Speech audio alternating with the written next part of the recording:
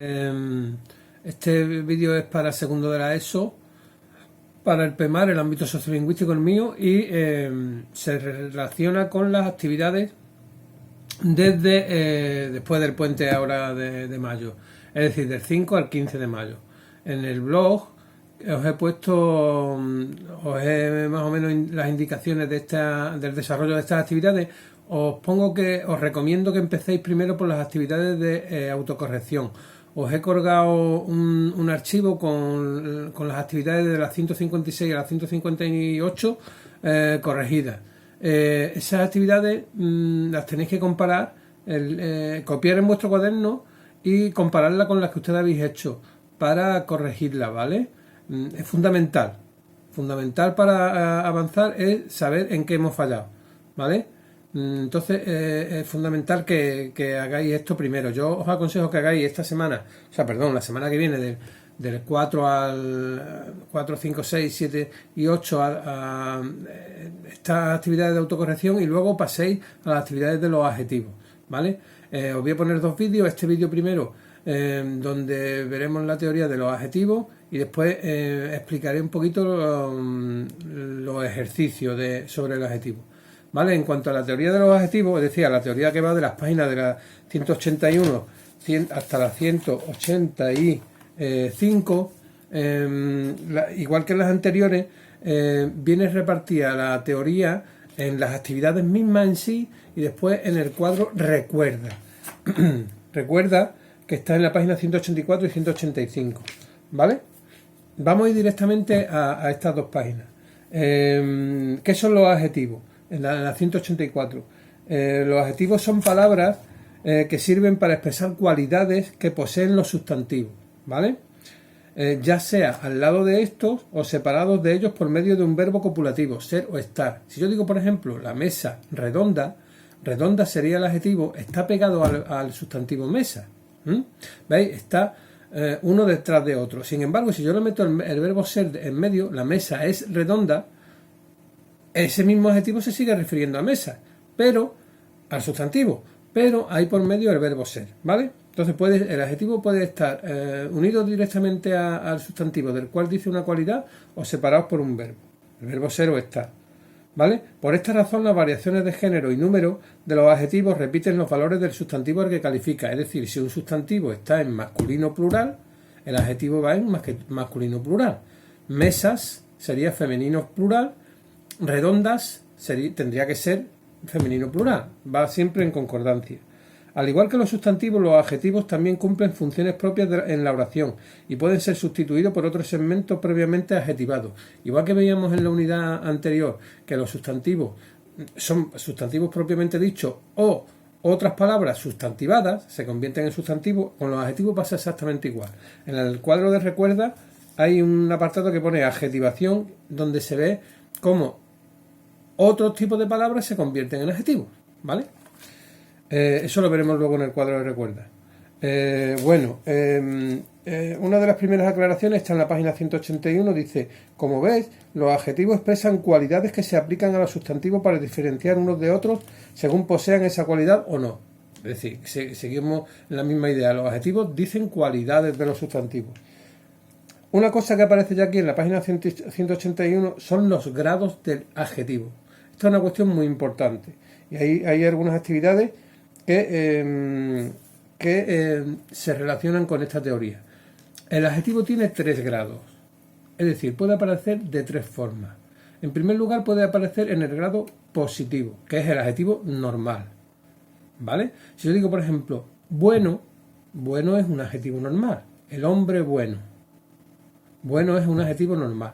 Sin embargo, si yo digo que ese hombre es más bueno que otro, estoy comparando, sería el grado comparativo, ¿vale? Y después, si digo que ese hombre es buenísimo o es muy bueno, sería el grado superlativo, es lo máximo. Esas son las tres formas en que puede aparecer el adjetivo. Positivo, grado positivo, normal. Grado comparativo, que sería comparativo de superioridad, de igualdad y de inferioridad. Yo puedo decir más bueno que, menos bueno que, sería el de inferioridad, o igual de bueno que. ¿Entendéis? Sería comparativo de superioridad, de igualdad y de inferioridad. Y luego está el grado superlativo, ¿vale? Ahí en la página 181 y 184 os dicen, os explican las distintas circunstancias de estos grados, ¿vale? Os añado unas cositas, yo creo que es muy fácil verlo y me preguntáis las dudas. Os añado una cosita, hay algunos comparativos y superlativos que son especiales porque proceden directamente del latín, se llaman comparativos y superlativos sintéticos ocultos, ¿vale? Os voy a poner cuáles son, los tenéis que copiar. Bueno, mejor, óptimo. Copiar luego en vuestro cuaderno lo que estoy diciendo. Malo, peor, pésimo. Pequeño, menor, mínimo. Grande, mayor, máximo. Bajo, inferior, ínfimo. Alto, superior, supremo. De los tríos, lo primero que os aparece, bueno, por ejemplo, sería el grado positivo, normal. El mejor sería el grado comparativo. Y óptimo sería el grado superlativo. Óptimo es lo máximo, lo mejor de todo. ¿Vale? Entonces, esos son comparativos especiales, se llaman sintéticos, comparativos y superlativos, porque proceden del latín y han perdurado así durante toda la historia. ¿Vale? Por otro lado, tenéis que entender que el grado superlativo tiene dos formas.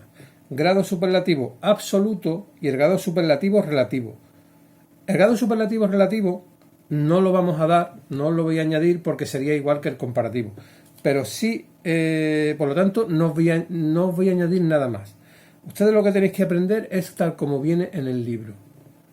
Grado positivo, grado comparativo y grado superlativo. ¿Vale? Hay muchas formas de decir el superlativo. Yo puedo decir, por ejemplo, muy listo, listísimo, súper listo, sería otra forma, ¿vale? Hay muchas formas de decir el superlativo.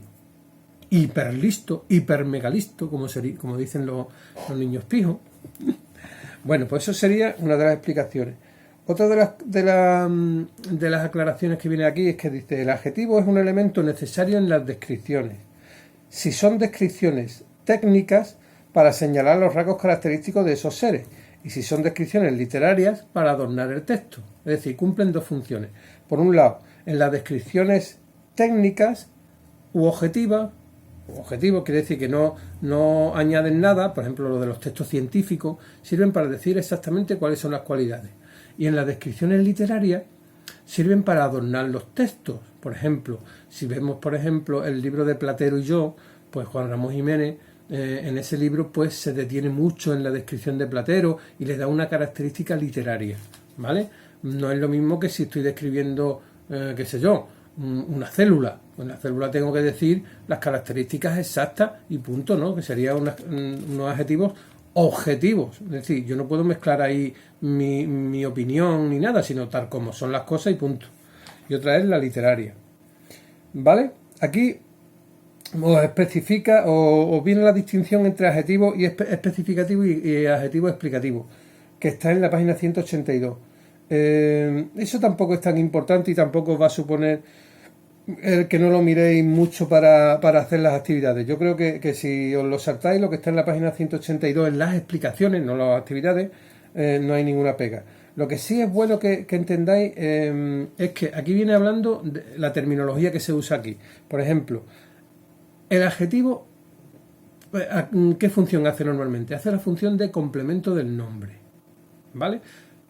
Se refiere a un nombre, dice una cualidad de ese nombre y por lo tanto es complemento del nombre. En algunos manuales se le llama adyacente. Yo no sé si en años anteriores ustedes habéis utilizado la terminología de adyacente. A mí me gusta llamar complemento del nombre. Si yo digo la mesa redonda, redonda sería complemento del nombre mesa, ¿vale? Sin embargo, si yo digo la mesa es redonda, como está separado por el verbo ser, redonda ya pasa a ser atributo. Es otra de las funciones del adjetivo, ¿vale? La mesa es redonda. Redonda, atributo, ya no es complemento del nombre, porque está separado por el verbo ser. Sigo avanzando. Si yo, por ejemplo, añado un verbo que no sea copulativo, ser o estar, si yo digo, por ejemplo, el corredor llegó verbo que no es copulativo. Cansado, cansado va detrás del verbo llegar, que es un verbo no copulativo. ¿Qué función hace cansado? Cansado hace función de predicativo, que es lo mismo que el atributo, igual que la mesa es redonda, redonda atributo, pero ahora con verbos normales. El corredor llegó cansado. Llegó es un verbo normal. Entonces cansado sería predicativo, mientras que la mesa es redonda, redonda es atributo. ¿Veis la diferencia? Depende del verbo. Bueno, pues esas serían las explicaciones más importantes, ¿vale? Después, un apartado un poquito complicado, tampoco es tan complicado, es el que está en la 185, que se llama adjetivación. Os lo leemos y la vamos explicando. Se relaciona realmente con un par de actividades también que tampoco influye mucho en ella.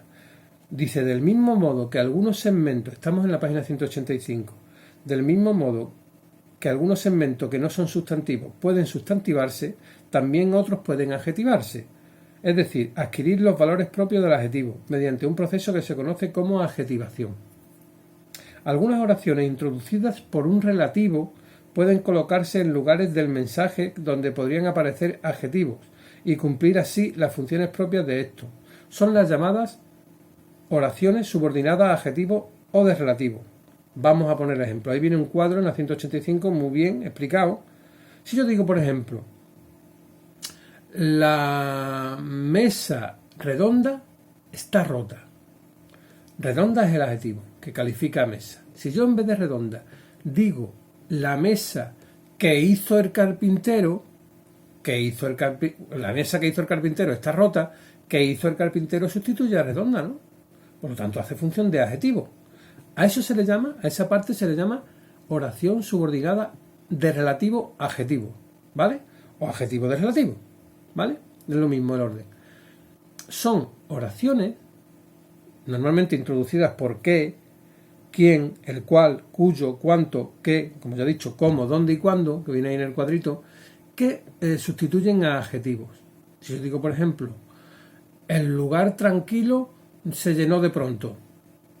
Tranquilo es el adjetivo, se refiere al lugar. Sin embargo, si yo digo el lugar donde había playa se llenó de pronto, donde había playa es lo mismo que tranquilo antes. Por lo tanto, sería una oración subordinada adjetiva de relativo, ¿vale? Dice, los sustantivos se adjetivan por medio de una preposición y una vez adjetivados cumplen las funciones propias de estas. Es decir, si yo digo, me comeré el pastel de chocolate, como viene ahí, de chocolate, complementa pastel, por lo tanto hace una función del adjetivo, ¿vale? Hace función de complemento del nombre. Ahí viene también explicado. Y también puede ser sustantivado, como dice ahí, por medio del artículo y funcionar como tal, como un sustantivo. Si yo digo, me tomaré el pastel de chocolate y quito pastel, me tomaré el de chocolate, ya se convierte en un sustantivo. En fin, no liaros. Y por último, se os habla del participio. El participio es realmente un adjetivo verbal, es decir, algunas veces funciona como verbo y otras veces funciona como adjetivo. Ejemplo, si yo digo, he comido arroz, ¿el verbo cuál sería? ¿He o he comido? He comido. Entonces, ahí comido, os recuerdo que el participio termina en ado y en ido. Por ejemplo, de cantar, cantado, de salir, salido. Hay algunos participios que son irregulares, como por ejemplo de freír, se puede decir freído o frito. Tenéis que tener cuidado con los participios irregulares. Pero os quiero decir, si yo digo he comido arroz, comido es un participio, pero ahí hace función verbal porque va con he comido. Sin embargo, si yo digo la cabeza dolorida, dolorida y doída sería participio, pero ahí ¿de qué hace función? ¿De verbo o de adjetivo? De adjetivo, porque va complementando a cabeza, que es el nombre. ¿Veis la diferencia? Los ejemplos que vienen aquí. Dice, la nieve caída será muy beneficiosa. Caída es el participio del verbo caer, pero ahí hace función de adjetivo, ¿vale? Y sin embargo, si yo digo la puerta está abierta, abierto, abierta, es el participio del verbo abrir. Ahí, sin embargo, hace función de verbo. ¿Vale? ¿Veis la diferencia? Es decir, si el participio está al lado de un nombre, hace función de adjetivo. Si está dentro de un verbo, hace función de verbo. Esa es la diferencia. ¿Vale? Este sería el primer vídeo en donde explico la teoría. Ahora voy a subir otro vídeo en donde me meto con las actividades directamente. ¿Vale? Venga, sigo luego.